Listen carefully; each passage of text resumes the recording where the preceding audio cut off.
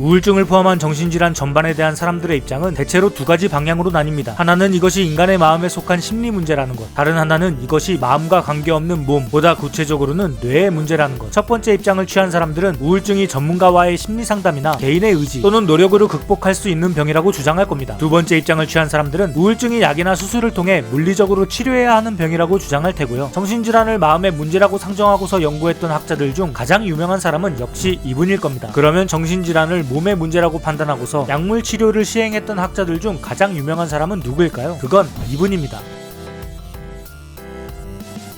사진을 잘못 가져온 거 아닌가요? 아, 그러네요. 이분이 아니라 이분입니다. 바로 젊은 시절의 지그문트 프로이트죠. 1880년대 초 프로이트는 독일의 한 제약회사로부터 어떤 약물에 대한 의학 연구를 의뢰받았습니다. 이 약물은 당시에 문제가 많던 마취제를 대체할 물질로 개발되고 있었는데 프로이트는 이게 마취뿐만 아니라 일부 정신질환에도 탁월한 효과를 보인다는 사실을 알아냈습니다. 그리고 거의 10년 동안 주기적으로 자신에게 이 약물을 투여하면서 환자들에게 열심히 처방해주죠. 최근에 심한 우울증이 왔는데 이걸 쓰니까 나아지더군. 아주 적은 약만 투여했는데 기분이 크게 좋아졌어. 값이 싸고 부작용은 없는데 많이 사용하지 않아도 효과는 탁월한 약. 프로이트는 이 물질을 마법의 약이라고 불렀습니다. 마법의 약에 흠뻑 빠져있던 젊은 시절의 프로이트는 우울증을 포함한 몇몇 정신질환이 뇌에서 빚어진 물리적인 질병이라고 확신했습니다. 이게 온전한 마음의 병이라면 약물로 호전될 수는 없었을 테니까요. 프로이트는 오스트리아의 생리학자이자 존경하는 친구인 플라이슐 마르호프에게도 마법의 약을 적극 권했습니다. 마르호프는 잘린 엄지에서 느껴지는 격한 환상통 때문에 이미 모르핀과 헤로인에 중독된 상태였습니다. 프로이트는 마법의 약을 진통제 그리고 마약 중독 치료용으로 쓰기도 했으니 일석이조의 처방이었죠. 하지만 결과는 끔찍했습니다. 마르호프의 환상통은 낫지 않았고 모르핀과 헤로인 중독도 완화되지 않았습니다. 오히려 마르호프는 프로이트가 추천한 마법의 약에 새롭게 중독돼 전부 다 심각하게 안 좋아졌습니다. 그리고 1891년 45세라는 이른 나이에 세상을 뜨고 맙니다. 마법의 약은 마법도 약도 아니었습니다. 이 물질의 이름은 코카인입니다. 영상 매체에서 한 번쯤 보셨을 겁니다. 코로 흡입하는 하얀 가루 말이죠. 지금은 코카인의 위독성이 널리 알려져 있지만 19세기에는 아무도 코카인의 정체를 알지 못했습니다. 프로이트는 1886년에 이르러서야 겨우 코카인의 무시무시한 마법에서 벗어납니다. 프로이트의 후기 연구는 약물 처방을 철저하게 배제한 심리 분석으로 향하게 되는데 이는 앞서 언급한 친구의 비극적인 최후와 결코 무관하지 않을 겁니다. 우울증에 효과를 보이는 진짜 약물은 20세기 중엽으로 넘어와서 발견됩니다. 왜 발견이라고 표현했냐면 이것이 순전히 우연한 사고에서 비롯된 결과이기 때문입니다. 초기의 항우울제는 모노아민 산화효소 억제제와 사망계 항우울제로 나뉘는데 양쪽 다 우울증을 치료하기 위한 목적으로 제작된 물건이 아니었습니다. 하나씩 살펴볼까요? MAIO는 엉뚱하게도 2차 세계대전과 관련이 있습니다. V2 로켓 미사일의 연료가 떨어진 독일 공군이 대체제로 사용한 하이드라진이라는 폭발성 액체가 기원이 됩니다. 마구잡이로 생산된 하이드라진은 전쟁이 끝난 후 여기저기 헐값으로 팔리는데 구매자 중에는 제약회사도 있었습니다. 독성이 있는 하이드라진의 구조를 의학적으로 변형시킬 수 있다는 게 밝혀졌거든요. 1951년 미국의 화학자들은 하이드라진을 이용해 만든 화합물 이소니아지드와 이프로니아지드가 결핵에 효과를 보인다는 사실을 알아냅니다. 제약회사는 임상실험을 거쳐 이듬해인 1952년에 두 물질을 결핵치료제로 판매합니다. 하지만 이 두 약에는 이상한 부작용이 있었습니다. 치료제를 투여받은 환자들 중 일부에게서 걷잡을 수 없는 행복감이 피어난 겁니다. 환한 표정을 짓고 병실복도로 뛰쳐나온 환자들은 다 같이 흥겹게 춤을 췄습니다. 이 당혹스러운 일화는 보란듯이 신문에 실렸고 기사를 접한 정신과 의사들은 결핵치료제를 우울증에 활용할 수 있지 않을까 생각합니다. 1956년 미국 로클랜드 주립병원의 연구 책임자인 네이선 클라인은 다양한 정신질환을 앓고 있는 환자들에게 이프로니아지드를 투여하기로 결정합니다. 이소니아지드가 배제된 이유는 쉽게 내성이 생기는 특성 때문에 단독으로 사용하기 어려운 탓이었습니다. 5주간 진행된 이프로니아지드 연구는 우울증 환자에게 뚜렷한 효과를 보인다는 사실을 밝혀내면서 끝을 맺습니다. 1957년 검증을 마친 이프로니아지드는 마르실리드라는 상표명을 달고 정식으로 출시됩니다. 최초의 항우울제가 세계에 등장하는 순간이었습니다. 한편 이프로니아지드가 아직 결핵치료제로 팔리고 있던 1954년 스위스의 정신과 의사 롤랜드 쿤은 안정제로 쓰이던 클로르프로마진을 개량해 품질 좋은 수면제를 만들기 위한 연구를 진행 중이었습니다. 그는 클로르프로마진의 구조를 살짝 바꿔서 이미프라민이라고 명명하고는 불면증에 시달리는 환자들에게 투여했습니다. 하지만 희한하게도 환자들은 잠들지 않았습니다. 평온해지는 대신 거꾸로 희망찬 기분이 되어 밤새 뜬 눈으로 돌아다녔죠. 쿤은 이미프라민이 우울증 치료에 강력한 효과가 있다는 걸 금방 알아차렸습니다. 심각한 우울증을 앓던 환자가 이미프라민을 처방받고 치료받고 완치되는 사례도 적지 않았고요. 이미프라민은 토프라닐이라는 이름으로 1958년에 상용화됩니다. 1959년 미국 뉴욕타임즈는 마르실리드와 토프라닐을 주제로 다루면서 항우울제라는 표현을 최초로 사용합니다. 달리 말하면 마르실리드와 토프라닐이 개발되기 전까지는 항우울제라는 개념을 가리키는 단어조차 존재하지 않았다는 이야기가 됩니다. 완전히 새로운 분야의 탄생이었습니다. 그런데 MAIO와 4만 개 항우울제는 어떻게 우울증을 치료하는 걸까요? 20세기 초의 신경과학자들은 인간의 뇌활동이 뉴런을 통해 이루어진다는 걸 이미 알고 있었습니다. 하지만 뉴런의 작동 방식이 전기전도인지 아니면 화학전달인지에 대해서는 이견이 있었죠. 대부분의 학자들은 뇌활동이 전기전도를 통해 이루어진다고 생각했습니다. 하지만 전기전도만으로는 인간의 마음을 안정시키거나 들뜨게 하는 화학 약물의 존재를 설명하기 어려웠습니다. 1954년 영국의 신경과학자 존 게덤은 그때까지만 해도 장내 소화를 돕는다고 알려져 있던 세로토닌의 정체가 신경전달 물질이었음을 밝혀냅니다. 어떻게 밝혀냈냐면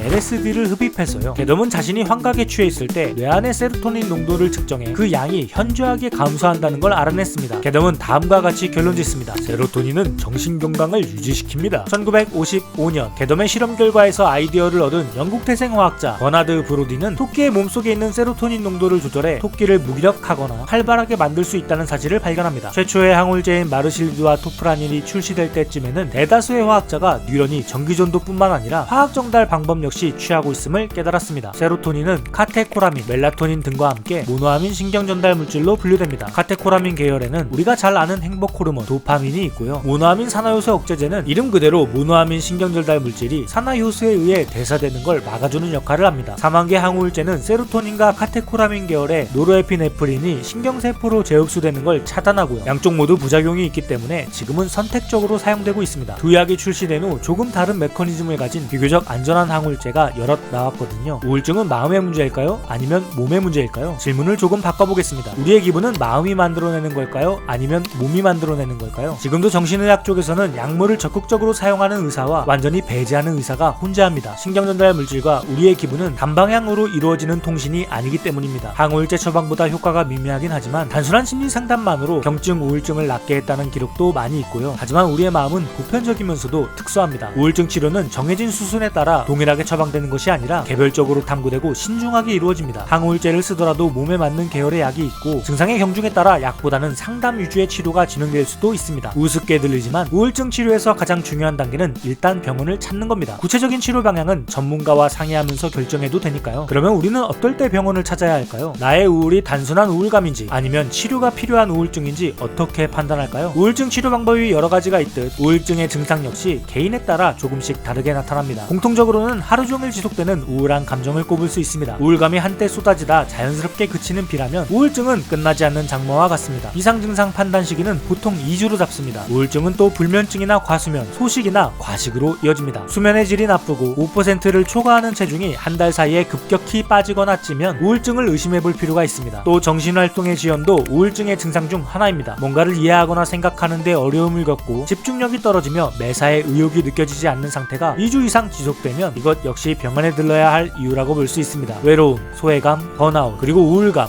우울증. 슬프게도 우리 마음은 우리 마음대로 되지 않습니다. 하늘 위에서 한가롭게 둥둥 떠다니다가도 순식간에 바닥으로 내리꽂혀도 이상하지 않은 게 마음이죠. 마음의 병은 우리가 나약하다는 증거가 아닙니다. 그냥 우리 마음의 속성입니다. 그러니 우리는 스스로를 질책하며 애써 마음을 굳게 먹을 필요가 없습니다. 그럼 어떡하죠? 무조건 병원에 가야 하나요? 이전 영상에서 했던 말이지만 한 번 더 하겠습니다. 마음의 병이 감기처럼 흔하게 걸리는 현상이라면 우리는 혼자 아플 필요가 없습니다. 다들 건강하고 아프고 또 건강할 테니까요. 우리는 우리입니다. 배려에 인색하지 않고 배려받는 일에 어색하지 않으시길 바라며 마음의 병 시리즈를 마치겠습니다. 들어주셔서 감사합니다. 지금까지 오늘은 왠지 멜랑콜리한 사바였습니다.